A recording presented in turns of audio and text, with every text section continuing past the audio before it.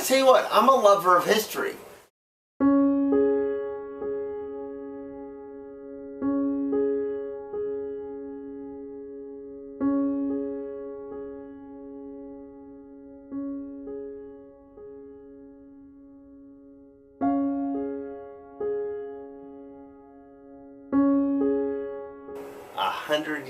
No, I got it. 100 years, we're in Antarctica right now. 100 years ago, almost to this day, was the exploration of the South Pole traverse, where they discovered the South Pole. Robert Falcon Scott thought that he was just going to be the first person to the South Pole. But Robert Scott also knew it wasn't that easy to get to the South Pole, because he tried to get there before, and that was with Shackleton. He tried to get there in 1901 or sometime in 1902. He tried to get there, and they built a little hut, and they said, "Hey, let's go to the South Pole." And Robert Scott and Shackleton and like a couple other people went to the South Pole, but they didn't get there because Shackleton got really sick with scurvy. But then Robert Scott said, Shackleton, you almost died. You can't keep exploring with me anymore. And Shackleton said, but if I didn't get sick, I could keep exploring more. Now fast forward, and it's not that fast of a forward, it's just like to 1911-ish, because we're in 1910. You fast forward a little bit, but let's go backwards before that fast forward. And Ernest Shackleton said, I'm going to get to the South Pole first. But Robert Scott said, before Shackleton came down, they're all in England going, "Oh, I'm drinking tea, and I want money to go to the South Pole." And Ernest Shackleton said, "I want more money because I'm drinking better tea." And Robert Scott said, "You can't go to the South Pole because I own Antarctica and I own this area. You can't stay at my hut. It's like, I hear you knocking but you can't come in kind of hut." And Shackleton said, "Well, I don't care about your area where you own. I'll go to my own area of McMurdo." And so Robert Scott said, "You can't go where I have gone." And so Shackleton said, "I'll go where you haven't gone." And so he went somewhere else, which was like 10 miles away from that spot. And he built his own little hut. And he's like, "Well, fuck you, Robert Scott. I'll go where I can go to get to the South Pole." And he did not. He didn't even come close. Actually, he came quite close. He came like what you call the farthest south. Now, Roald Amundsen said, "Oh, hey, Robert Scott, I'm going to go to the North Pole." But halfway to the North Pole, he turned around and went to the South Pole instead. Robert Falcon Scott thought that he was just going to be the first person to the South Pole. And so he left England with a lot of fanfare and I'm going to go to the South Pole and I'll be the first person there. And he gets down to Antarctica, and it turns out that he got a memo. I don't know how he got it, but it was like on a piece of paper or maybe it was a piece of paper. It might have been like on radio communication. So Robert Scott said, "Oh, there's someone else going for the South Pole? Well, I don't care because I've got ponies." And so Robert Scott said, "I don't even have to worry about you. Like, I don't even care." However, he should have cared. So he gets down here and he builds this big hut at Cape Evans. And so they all hunkered down in 1910. But it's a funny thing about Evans, no, not Evans, but Scott, is he thought ponies were the best way to get to the South Pole. So he had people get ponies together to get to the South Pole. He had ponies, a lot of ponies, and they had a special invention called a snow machine, which is what we now call a snow machine. And the snow machine sunk in the ice because they didn't know how to turn it on.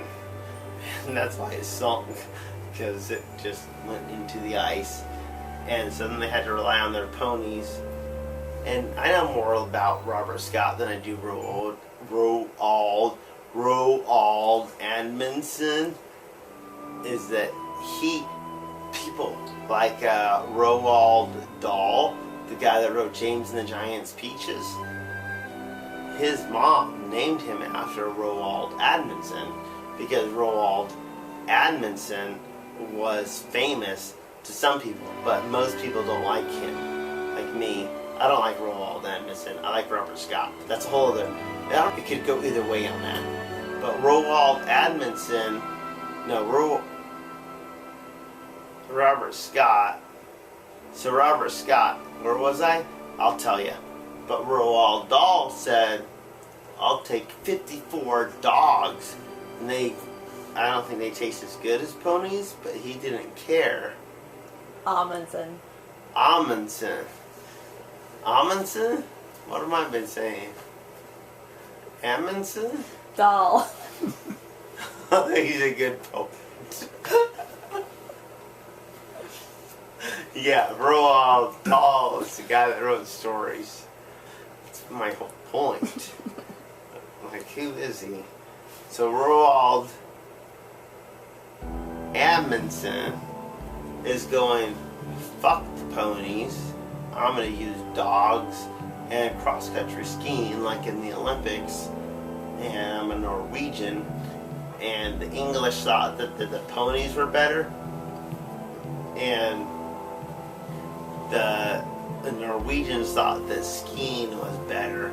And they were right, truth be told, because skiing and dogs are better than ponies in Antarctica, because there aren't any ponies in Antarctica. That was kind of stupid. But I mean, it's funny. It's like an armchair quarterback going, why would you bring a pony to Antarctica where you've got dogs that run in the what you call Eskimos?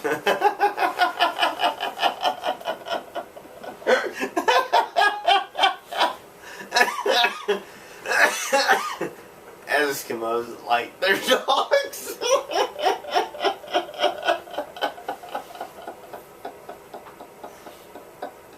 They do. I mean, have you ever seen an Eskimo pony?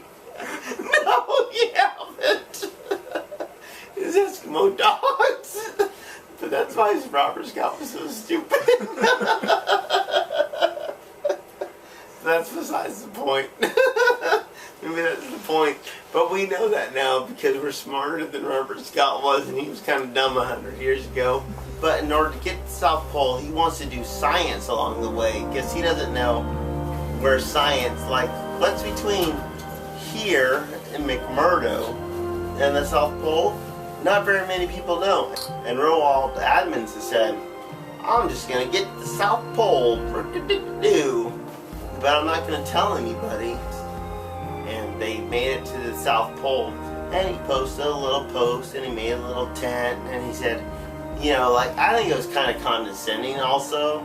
He made a little sign that says something like, hey, I'm at the South Pole, if anyone comes after me, suck it. That's pretty much what he said. Scott leaves for the South Pole. And he heads off, and he wants to do it in this manly way with ponies and man sledging, because he thought that the men were like the workhorses of the backbone of British society. Now Robert Scott, he's coming from, like, if Roald Amundsen coming from the right or the left, Robert Scott's coming from the right or the left, but the other way, like a triangle. And Scott comes from the other side, and along the way he's going, oh hey, oh, I found a rock that no one's ever seen before. I should probably put this in my sled.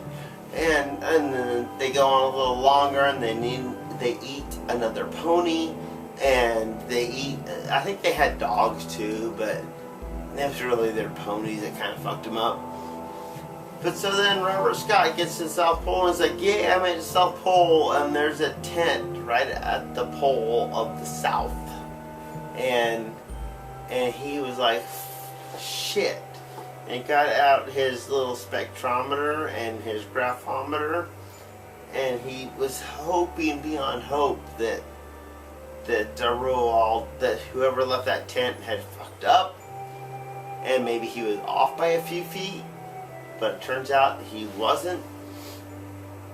So he said, yep, I'm the second person to the South Pole. Exactly.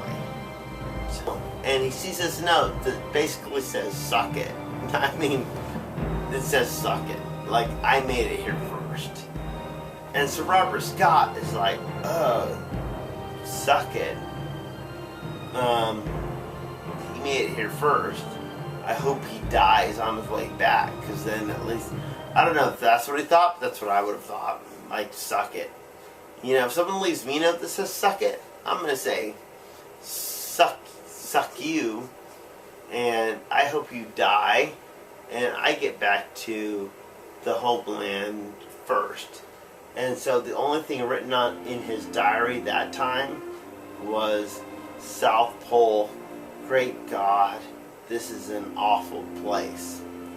Now some people say that great God, this is an awful place means awful, like, holy shit, this place sucks, this is an awful place.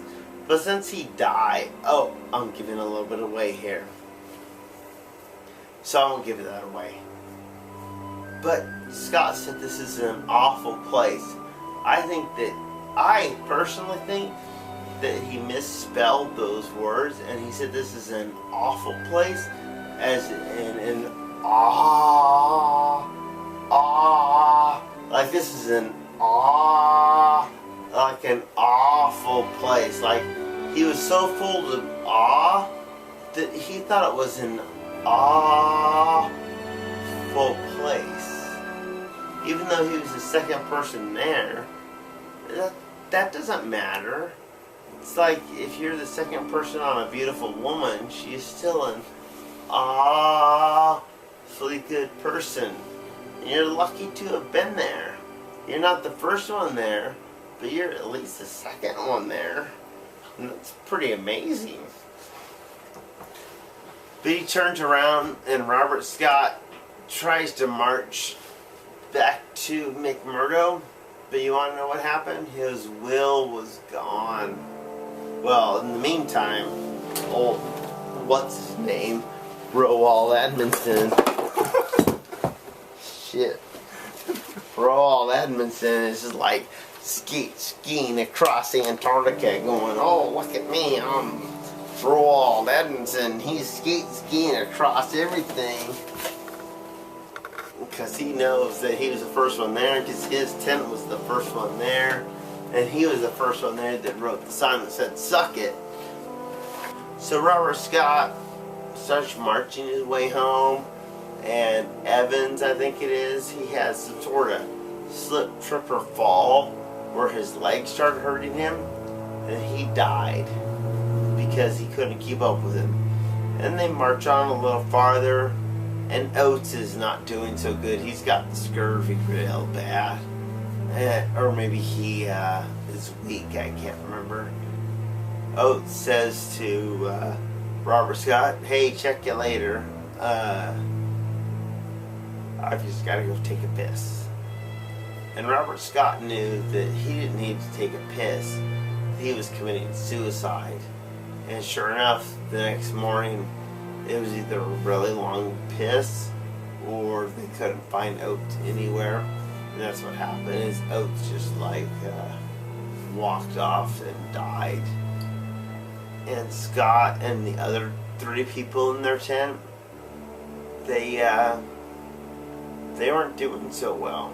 And they were only 3 miles away from their next depot that would give them food, but the weather was so bad they died there. And so Scott said in his notes, "We died." I don't remember what he said, but pretty much came down to they died. They died. So that's how everybody knows that Roald Amundsen made it to the South Pole first. It's the end of my story. Am I done?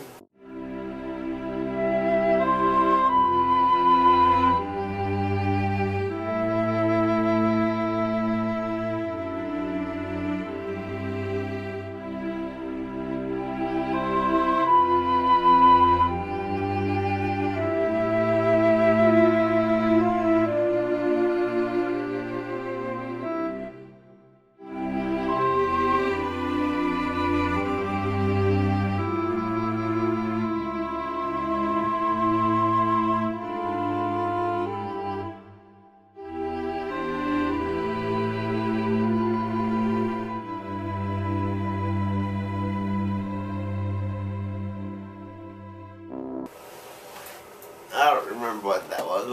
Why did Lindsay Lohan play a part? God damn it. I should not get this drunk and tell a story.